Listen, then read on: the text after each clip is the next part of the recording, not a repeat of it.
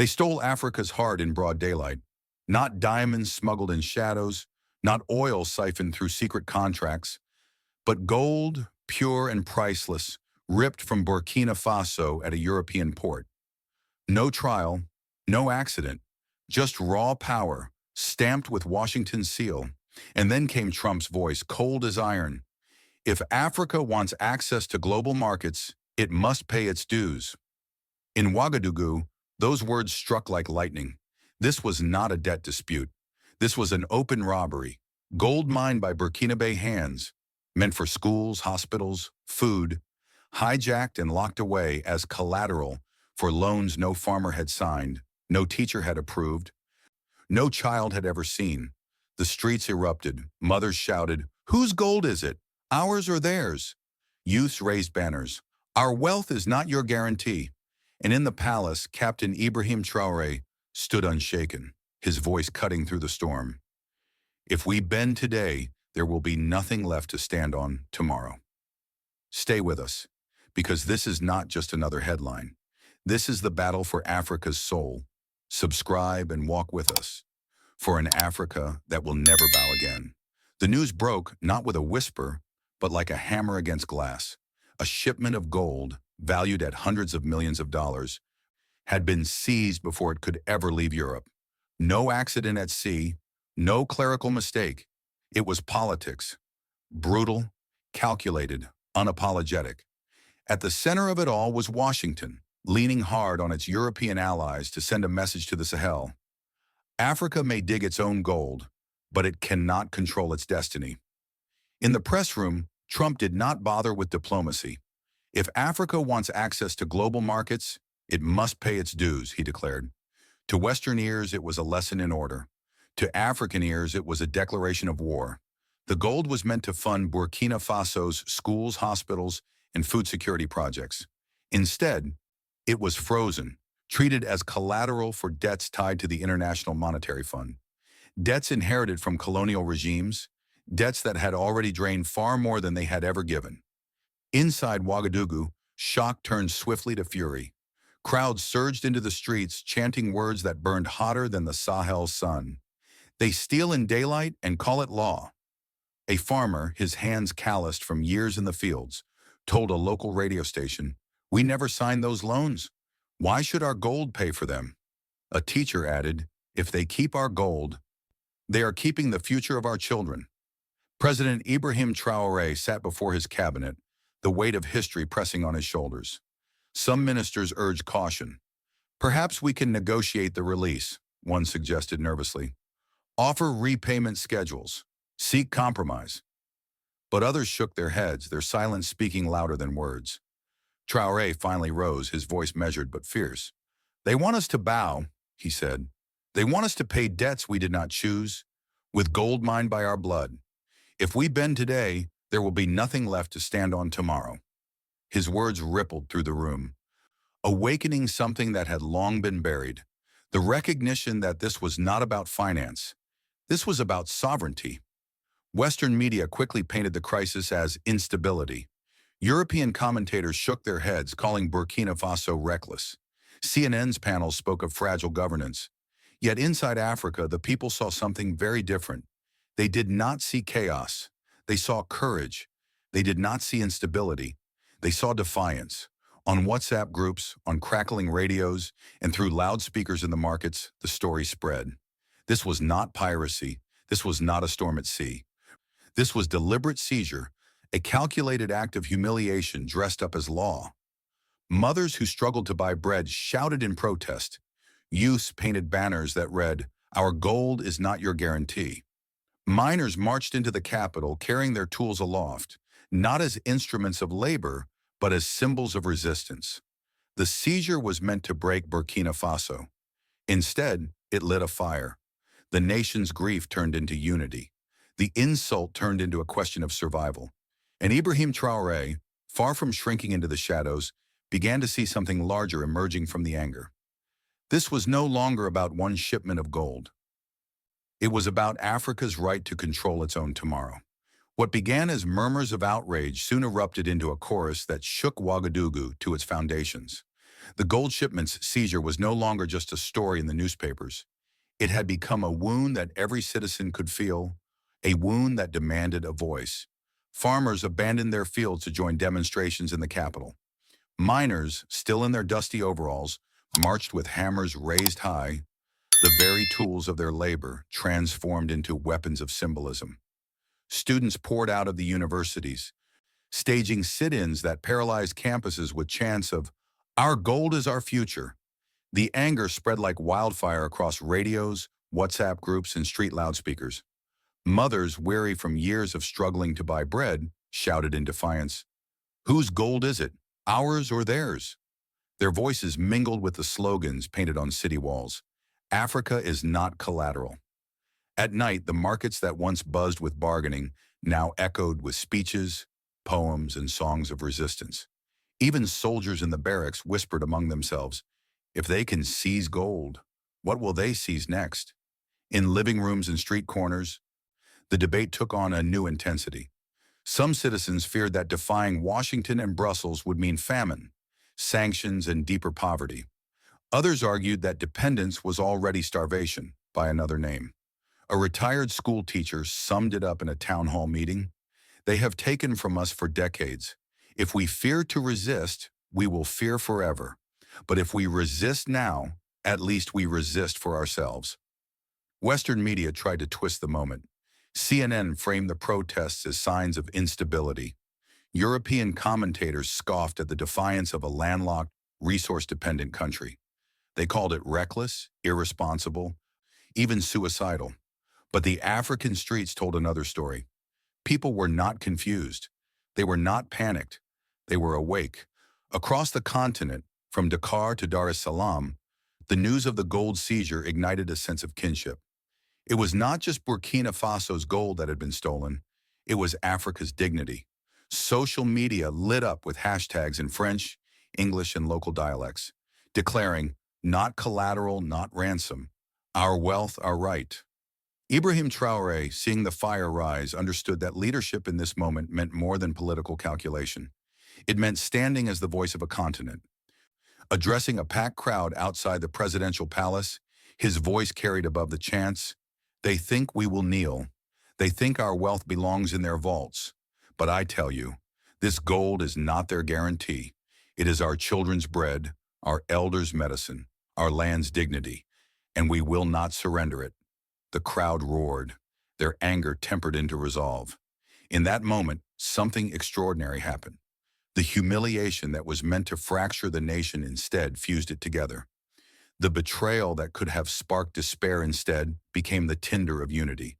And unity is a dangerous thing, not to those who nurture it, but to those who fear it. Because once a people believe that their suffering has a common cause, they begin to believe they also share a common future. So the question began to echo beyond the borders of Burkina Faso. If one nation could stand, why not others? If one leader could say no, who else might follow? And to you, watching this story unfold, I must ask, if you believe this is what Africa needed all along, say amen in the comments below. In the wake of anger, a question lingered. What next? Outrage can rattle walls, but it cannot build foundations. Ibrahim Traoré knew this, and so he turned fury into purpose. Within days, he summoned the leaders of the Alliance of Sahel states, Mali, Niger, and allies willing to stand shoulder to shoulder with Burkina Faso. The emergency session was held in Ouagadougou, behind guarded doors, but the stakes were larger than the room could contain. Around the table, the mood was heavy. Delegates from Mali recounted how their uranium contracts had been rewritten overnight, their resources siphoned through foreign hands. Niger's representatives spoke of reserves frozen in banks abroad, leaving their own budgets starved. Each story mirrored Burkina Faso's humiliation. This was not an isolated act. It was a system. One Malian minister spoke with raw frustration. "They hold our gold because they know it is our strength. They call it collateral. I call it ransom." The room fell into silence. Then slowly, heads began to nod. The words resonated because they stripped away the illusion of partnership. What the West called law was in truth a chain, polished but unbreakable. Yet not everyone was ready to leap. Some voices urged restraint. If we break from the IMF, sanctions will crush us, warned a delegate. Another added nervously, without Western insurance, our exports will stall, our economies could suffocate. Fear lingered in every corner, as heavy as the Sahel heat outside. It was then that Traore rose. Calm, but with fire beneath his words, he looked around the table and said, "They already suffocate us. Did the IMF save us when reserves were frozen? Did sanctions feed our people? No. They steal with one hand and offer loans with the other." Enough. His words steadied the chamber. For a moment the air shifted. The silence was no longer fear. It was reflection. Then came the question that would change everything. What if we stop sending gold through their ports? What if we keep it here, in Africa? The idea hung in the air like a forbidden dream. For decades, the notion of an African gold reserve had been dismissed as fantasy, whispered by intellectuals, ignored by politicians, crushed by the realities of dependence. But now, after the humiliation in Europe, it no longer sounded like fantasy. It sounded like survival. Within hours, the concept began to take shape. A vault on African soil, guarded by African soldiers, managed not by Washington or Paris, but by the nations of the Sahel themselves. Gold stored not as collateral for someone else's debts, but as the foundation of Africa's own financial shield. Outside the walls of the meeting hall, momentum was building. Protesters who had once demanded the release of the seized gold now demanded something greater. Keep the gold, build the vault. Youth groups painted murals of chains snapping open, gold bars gleaming behind African hands. Farmers pledged to contribute to a people's fund, offering portions of their harvest to support independence. Western officials scoffed. One European banker dismissed the talk as dangerous populism. Another analyst laughed on television, claiming Africa lacked the infrastructure and the unity, but their scorn only fueled the fire. Because what they underestimated was the one resource Africa had in abundance: determination. For Captain Ibrahim, latest news, as some international headlines now described him, this was more than economics. It was identity. He told his advisors, "If we build this vault, it will not belong to Burkina Faso. It will belong to Africa. Our children must know that their wealth is stored where no foreign hand can touch it." The insult of the seized gold had birthed a vision, and visions, once rooted in the hearts of the people, cannot be seized at any port or frozen by any sanction. This was the moment when humiliation became a seed, and that seed was beginning to grow into something no power could contain, an idea whose time had come. The whispers of a gold reserve spread faster than fire. What had begun as murmurs in Ouagadougou soon reached the ears of bankers in Paris, diplomats in Brussels, and policymakers in Washington. To them, it was not just an idea, it was a threat, one that could unravel decades of control built on debt and dependency. The retaliation came swiftly. European banks froze transactions linked to Burkina Faso and its allies. Insurance companies withdrew coverage for exports leaving the Sahel. Humanitarian shipments, once routine, were suddenly delayed for compliance checks. The message was clear: resistance would be punished. Trump, never one to soften his tone, doubled down. At a press conference, he sneered, "These young leaders think they can defy the rules. But if Africa wants to sit at the table of global trade, it must first learn to follow the law." His law, of course, meant IMF contracts and dollar dominance. Anything outside of that was branded chaos. Western media amplified the script. Headlines in London called the gold reserve a reckless gamble. Talk shows painted Ibrahim Traoré as too young, too dangerous. Analysts predicted famine, collapse, and instability. It was psychological warfare, designed to turn the African people against their own leader. But inside Burkina Faso, the opposite happened. The more the West threatened, the more the people rallied. Demonstrations filled Independence Square with chants of, "Our gold, our Africa." Farmers offered to donate portions of their harvest to support the reserve. Students launched viral campaigns declaring, "If they fear it this much, then it must be our only hope." Meanwhile, the global stage was shifting. In Moscow, Beijing, and New Delhi, The idea of an African reserve was met with sharp interest.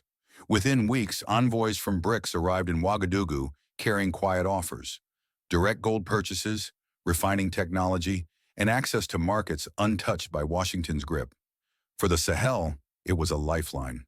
For Traore, it was confirmation. They wanted to isolate us, he told his cabinet, but they have only opened new doors. Then came the leak. Documents surfaced not from Africa, but from Europe itself.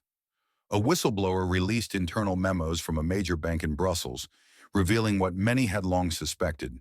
The gold seizure had not been a neutral act of regulation. It had been ordered directly under pressure from Washington. The memos were blunt. Without control of their gold, IMF leverage will collapse. This cannot be allowed. The revelations landed like a lightning strike. What the West had framed as law was now exposed as coercion. African newspapers ran the story on their front pages. Our gold, their debt. Callers on radio shows shouted with outrage, "They steal and call it justice." For the people of Burkina Faso, it was vindication. They had not been paranoid. They had been right all along. And suddenly, what had been Africa on the defensive became the West scrambling to explain itself. In this reversal, the movement gained something far more powerful than sympathy. It gained legitimacy. The world could no longer dismiss Traoré as reckless. He was no longer just a young captain turned president. He was the man standing between Africa's dignity and its humiliation.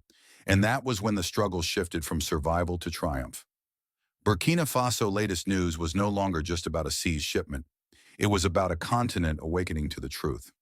Africa's wealth would never be safe until it was guarded by African hands. By the time the leaked memos spread across African airwaves, the seized gold was no longer just a story of theft. It had become a symbol, a flag carried not in fabric, but in fire. Burkina Faso's loss had ignited something larger than itself. Across villages and cities, across deserts and rivers, people began to see the truth. Gold was never just metal. It was freedom.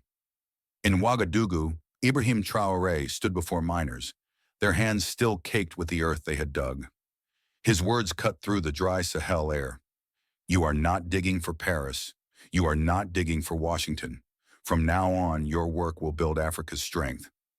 The applause thundered, echoing far beyond the capital. For the miners, this was not rhetoric, it was recognition. Their labor, long dismissed as raw export, was now declared sacred, the foundation of a sovereign future. Momentum spread. Mali pledged to channel its uranium revenues into the same reserve. Niger followed, offering its gold and copper. Guinea signaled its intention to contribute bauxite wealth. What had started as one nation's response to humiliation was morphing into a continental project. Leaders who once hesitated began to lean forward, emboldened by the fire of their people. The West grew frantic. European regulators tightened restrictions, attempting to cut off African trade routes. Cargo bound for Asia was detained under security inspections. Banks in Paris and London froze credit lines for Sahel businesses. Washington unleashed its fiercest weapon, fear. Trump thundered on international television, warning that young African leaders were selling Africa to the East. But fear no longer worked, because when the people saw their leaders called dangerous by foreign mouths, they did not recoil. They cheered. "If they call him dangerous," one student leader declared, "it is because he is dangerous to their power." Symbols began to rise everywhere. Youths painted murals of gold bars breaking free from iron chains. Farmers formed cooperatives to sustain the reserve even if sanctions deepen. Soldiers issued rare public statements declaring, "Our loyalty is to the Republic, not to foreign hands." In that unity, something historic was born. The African Gold Reserve was no longer just a policy drafted in government chambers.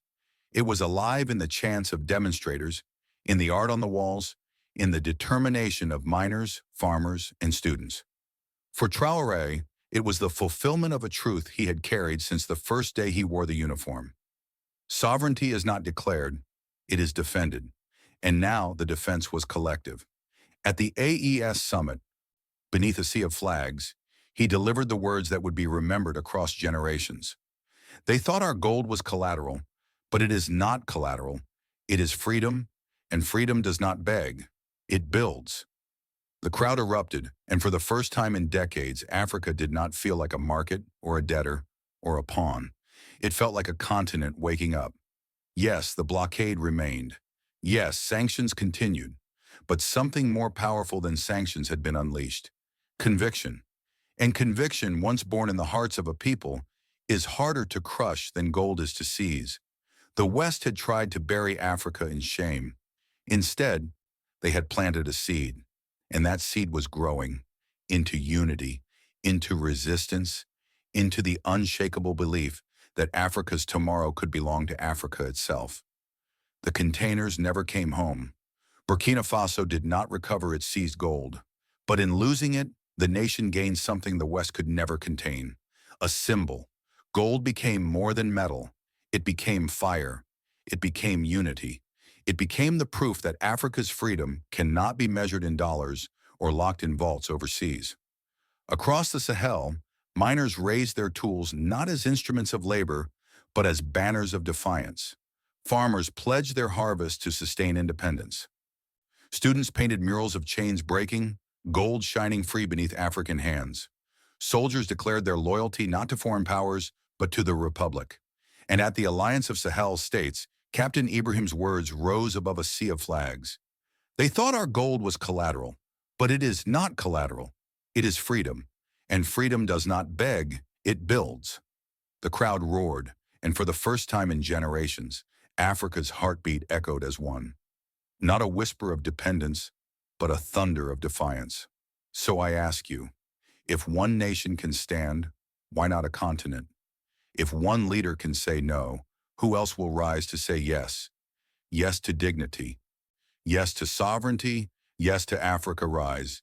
If this story sets something ablaze inside you, don't just scroll. Say it loud in the comments. Africa knew. Africa rise. Africa can do it.